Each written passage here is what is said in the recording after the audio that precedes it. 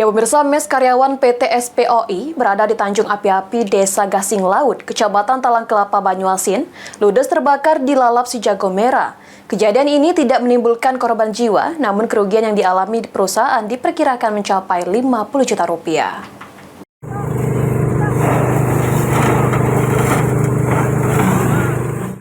Kebakaran terjadi di mes karyawan PT SPOI di Tanjung Api-Api, Desa Gasing Laut, Kecamatan Talang Kelapa, Banyuasin. Pos pemadam kebakaran Talang Kelapa yang menerima laporan langsung ke lokasi dan berhasil memadamkan api.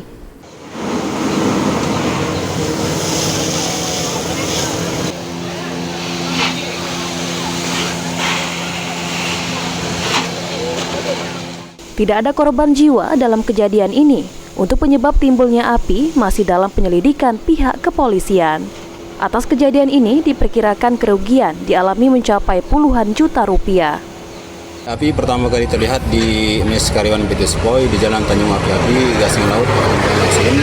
Kami mendapat laporan dari salah satu karyawan PT SPOI. Kemudian pos damkar Talang Keramat menurunkan 1 unit mobil damkar beserta 7 orang anggota. Api bisa dipadamkan kurang lebih 1 jam dan jumlah kerugian kurang lebih 50 juta. Kami menghimbau kepada masyarakat untuk melakukan pengecekan berkala, memeriksa instalasi listrik dan menggunakan kabel sesuai standar yang ditentukan dan untuk menyediakan alat pemadam api ringan di bangunannya masing-masing. Ridho Ilahi, PAL TV.